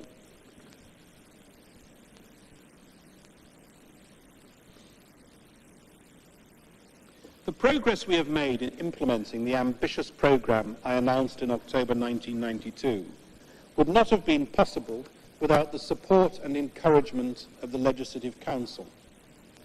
Almost all of these proposals had financial implications and in some cases needed legislation to give them effect. The same will be true of many of the proposals I have described this afternoon and the many more new initiatives set out in the 1995 policy commitments. I think it is clear that unless we work together, the Legislative Council and the government, any plans to improve services for the community will amount to nothing more than good intentions. Hong Kong's peculiar constitution defines quite separate and distinct roles for the executive and the legislature. Policy formulation is clearly the responsibility of the executive. The government is expected to give a lead. It will, I hope, be obvious from all I've said so far this afternoon that we will be providing that leadership. But this leadership must continue to be constrained by accountability through this Council to the community. The role of the Legislative Council is different. The community expects members to scrutinise the government's proposals carefully, to criticise where necessary, and at times to protest against them. The Council has, of course, been doing this in the recent past, and in this sense, the role of the Council has not changed. But while the recent election has not given the Council a mandate to operate as an alternative administration, it is the first Council in Hong Kong's history to be entirely elected. Your mandate in performing your important oversight role has therefore clearly been enhanced. This Hong Kong system, with an executive-led administration accountable to an increasingly elected legislature, has worked very well in the last 4 years. Despite all the gloomy forebodings in 1991, there has been no constitutional gridlock. On the contrary, the government's legislative and financial programs have been dealt with by the Council fairly and expeditiously.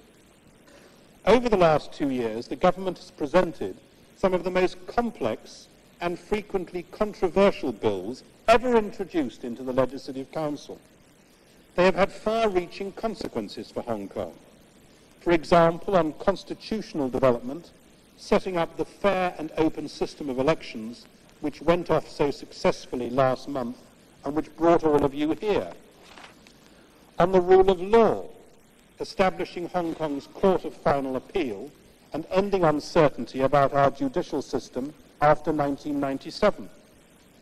On equal opportunities, creating legal remedies against discrimination on grounds of sex or disability. On the new airport, providing the funding and the corporate structure which will enable us to complete construction of the airport in just 2 years from now. And on retirement protection, extending the right to membership of a properly run provident fund to every member of the workforce. We will have just as much to do in this new session, and I'm convinced that given frank dialogue and goodwill, we can complete our agenda. The people of Hong Kong have high hopes, both of the government and of this new council. We must not fail them. Some people have nevertheless suggested that there should be a more formal channel of communication between the executive and the legislature. As members with a long memory will know, I suggested the establishment of a government LegCo committee in my address to this council in 1992. For various reasons, members didn't think this was the right answer. I have an entirely open mind on this subject of communication, but I believe that all of us recognize that there are issues relating to the handling of government business in this council which the administration needs to discuss with members. I have therefore asked the Chief Secretary to consider how this might best be done. She will, of course, welcome any suggestions that members of this council may have. In my first policy address, I announced the separation of the executive and legislative councils. It seemed to me that overlapping membership had impeded rather than facilitated the development of both councils. I felt then, and still do, that members of the Executive Council would find it difficult to offer me frank and impartial advice if they also had loyalties to a political party. Equally, it would be difficult for members of the Legislative Council to perform their role of scrutinising frankly and critically the proposals put forward by the government if they'd already approved those proposals as members of the Executive Council. I know that in the past, some members of this council have called for seats in the Executive Council, for an Executive Council which is representative of the Legislative Council. But to be frank, I have not detected much of a head of steam behind the idea this year. What is more, it's clear from what some members have said recently in public that if they were appointed to the Executive Council, they would find it impossible to accept the requirements of confidentiality and collective responsibility that have, with good reason, always been a principle of Executive Council membership. For these reasons, I believe it best to continue the separation of the two councils' membership. As I explained in my first policy address, I rely on the Executive Council for the wise counsel which can best be obtained from independent members of the community who have distinguished themselves in their own professional and business careers. As you all know, last summer Baroness Dunn, one of the community's most distinguished public servants, resigned from the council. And another of our members, Mr. John Gray, who will be retiring from the chairmanship of the Hong Kong Bank next year, has told me that he would like to step down from the council before the new legislature gets into its stride. I should like to thank both Baroness Dunn and Mr. Gray for all their work. In their place, I shall be appointing two former members of this council, Mr. Vincent Cheng and Mr. Jimmy McGregor. I look forward to working with them. Mr. President, before I leave the subject of the relationship between the government and this council, I'd like to say something about the legislative programme. Once again, members of this council have a lot of work ahead of them. We're publishing today an indicative programme of legislation. This lists 50 pieces of legislation to which the government attaches priority and which it plans to introduce into this council during this session. These will have a direct impact on the well-being of every family in Hong Kong. This programme of legislation is one of the issues that the government would like to review with members of this council in whatever forum is agreed as the most appropriate. We need to discuss, for example, whether the programme needs to be adjusted to take account of members' own priorities. I spoke earlier of the importance of cooperation, and this is an obvious area in which we can and should work together. My hope, my aim, is that we should be able to move forward by consensus wherever possible. This will involve members of this council being ready to give their broad support to the government's programme, and the government, for its part, taking as much account as it can of members' views, while ensuring that the wider interests of the people of Hong Kong are safeguarded. Cooperation of this kind would not be fostered by unilateral action on either side. On either side. Some members of this council have said that they intend to introduce private members' bills on important issues of public policy early in the new session. That is, of course, within their right to decide, provided that their proposals do not have the object or effect of disposing of or charging any part of the public revenue. But I do wonder whether the public interest would be best served by this Council and the government operating on parallel tracks rather than moving forward on an agreed basis. As I have said, I would like to see greater cooperation in this area between the government and this Council. Give and take will be needed on both sides. The government is very ready to play its part. I hope that members of this Council will be ready to join the government in this process in the interests of the people of Hong Kong. For me, those interests must be paramount. If at any point I judge them to be in jeopardy, I may need to fall back on those constitutional powers which are in place for that purpose. Refusing assent to legislation would be a difficult decision for me to make. However, I would not shrink from doing so in a particular case if it were my honest view that this course of action would be in the best interests of Hong Kong. That said, and I want to stress this point, that said, our collective aim must be to work not at the limits of our Constitution, but in the mainstream of constructive cooperation. I hope with your assistance, Mr. President, we can achieve a new level of effective dialogue to meet the expectations which the community has of both the government and this Council. Last week, the Chinese Foreign Minister, Vice Premier Chen Shih-chen, visited London and reached a number of important agreements with the Foreign Secretary on matters affecting Hong Kong. Much of the preparatory work for these arrangements was carried out in Hong Kong in advance of the visit, and it's particularly encouraging to note the positive spirit in which they're being taken forward. This bodes well for improved cooperation over Hong Kong issues in the last 2 years of the transition. The main results of the visit were a large measure of agreement on the working relationship between the Hong Kong government and the preparatory committee, agreement on contacts between senior Hong Kong civil servants and Chinese government officials, agreement to work together on the handover ceremonies, and agreement, as I mentioned earlier in this speech, on intensifying our joint efforts on developing Hong Kong's container port. In my policy address last year, I gave a specific commitment to provide assistance to the preparatory committee and the chief executive designate once they are in place. Since then, we have reaffirmed this commitment and have made good progress. During her visit to Peking in July, the Chief Secretary emphasized the high priority that we give to establishing the right working relationship with the preparatory committee and the Chief Executive Designate to provide them with the practical assistance they may need in carrying out their heavy responsibilities. Later in July, I wrote to Director Lu Ping, setting out a series of initial proposals on how this working relationship might be structured. Last week, when the British and Chinese foreign ministers met in London, they reached a large measure of agreement on the way forward.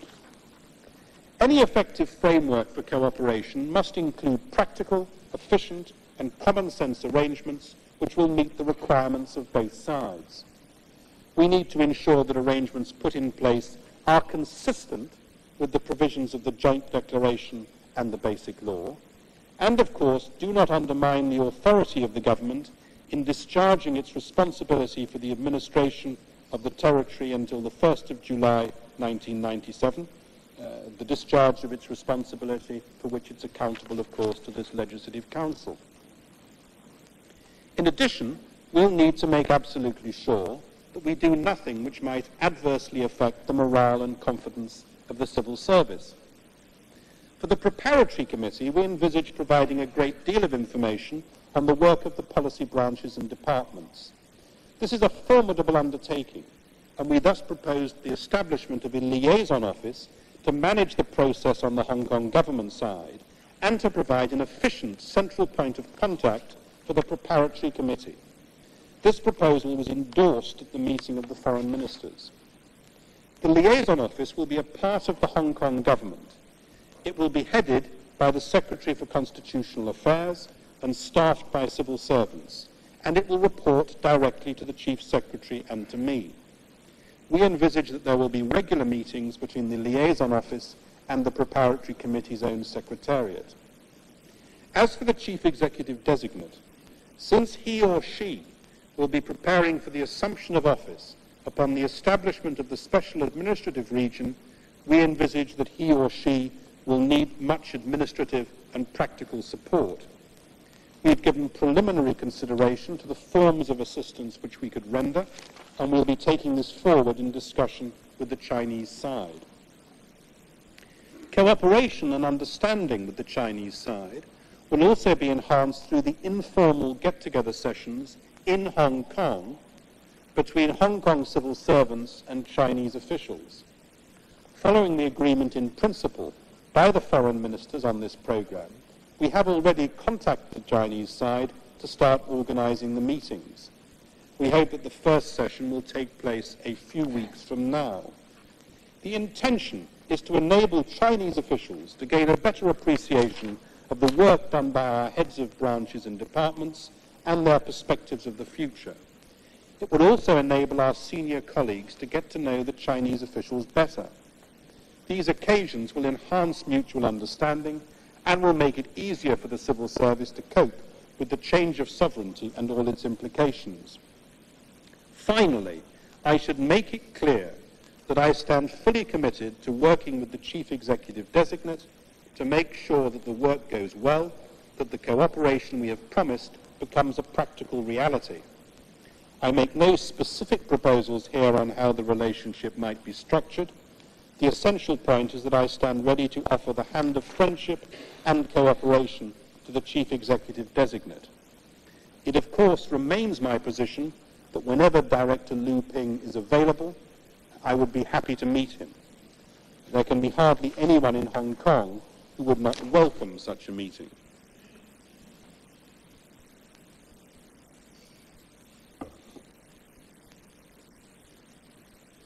This afternoon, I've briefed you in some detail on what we've achieved so far under the 5-year program that I announced in 1992. I'm glad that the administration has been able to achieve so much, although I've not sought to gloss over the fact that in a few areas we've fallen short of our goals. I've identified the current gaps in our services and what we're doing to rectify them. I've reviewed for you the challenges that lie ahead and what the government plans to do with the support of this Council to meet the expectations of the community. In preparing my speech for this afternoon, I've been conscious of the unique nature of the Legislative Council session which has just begun. You are more representative than your predecessors could hope to be, and you take up your responsibilities as we enter the final phase of the transition, the period in which we will also have the task of assisting the Preparatory Committee and working in close collaboration with the Chief Executive Designate. The government will need the wisdom as well as the goodwill of this Council in achieving our objectives in the months ahead. By the time I address this Council next year, Hong Kong will be a very different place. More prosperous. I'm confident that our economy will go on growing, fueled by the sustained expansion of the Chinese economy and the entire Asian region. Better served by its public sector, I have no doubt that the civil service will continue to raise both its sights and its standards in fulfilling this year's policy commitments. And Hong Kong will also be clearer and, I hope, more confident about the future. With the appointment of the Preparatory Committee and the Chief Executive Designate, a great deal of the speculation about the future should end. This time next year, therefore, I will have a different task in my policy address. I will have to focus on how we are handing over Hong Kong in good order, with its stability intact and its prosperity secure. So today's speech is the very last of its kind that I will make. I'm confident that whatever the difficulties, we will achieve as much progress in the final 21 months to July 1997 as we have achieved since 1992. This confidence is founded on the way that this community responds to all the challenges that it encounters. It has been my hope, my consistent hope, that the men and women of this community would feel that they have a personal contribution to make to Hong Kong and its well-being. All our efforts to make the government more open and accountable, to develop our civic institutions in line with our economic and social progress, have been based on the firm belief that individuals can make a difference. That, in the last resort, the prosperity of Hong Kong and the survival of its special way of life could be secured best by expanding the opportunities for the community to become involved in its own administration, for individuals to shape their own lives, to achieve their own goals, to realize their own dreams as members of the most vibrant and dynamic city in this region. Mr. President, I began this speech by saying that as we approach 1997, and beyond that historic moment too, the eyes of the world will be on Hong Kong. So they will. Our friends will be willing us to succeed. The cynics will be waiting for us to stumble. What we have to do is hard. No one doubts that. We have to develop our system of democratic administration in the way first promised to the people of Hong Kong a decade ago, while at the same time cooperating in the transition with the future government of the territory. And as we cope with the day-to-day challenges of that double task, we will find ourselves asked more and more insistently by the people of Hong Kong and by those from the rest of the world one simple question: is it all going to work? They will want to know whether Hong Kong will survive and prosper to enjoy that much advertised better tomorrow. My own answer is clear. Yes, Hong Kong will grow and succeed in freedom, stability and decency, provided its people want to do so strongly enough and have the self-confidence to recognize the values that have made Hong Kong great are the values of the future in Asia and the world as a whole. The future lies with those who can combine economic opportunity with human dignity and freedom. There is perhaps one other precondition of success: to trust Hong Kong. I hope that the future sovereign power will show that it does so by starting to talk to members of this council, to all members of this council, who are better placed than most to help others understand the key to Hong Kong's success. The problems of aligning and balancing Hong Kong's economic success and its social progress with the evolution of its governing institutions will not suddenly disappear on the 1st of July 1997. They can and must be tackled constructively and successfully in a way which safeguards Hong Kong's way of life and enables this community to play that active part in China's continuing economic revolution which it wishes to perform. There are just over 600 days to the lowering of one flag and the raising of another. Just over 600 days to the bands, the speeches, and, I dare say, the fireworks. It is not long now, and every day will count. We should dedicate ourselves, Britain, China, and Hong Kong, to using each of those days to help make this community's future secure. That is what we owe the people of Hong Kong. That is what they expect of us. We must not fail them. My government, for its part, is determined to succeed. According to standing orders, I now suspend the sitting until 2:30 tomorrow afternoon.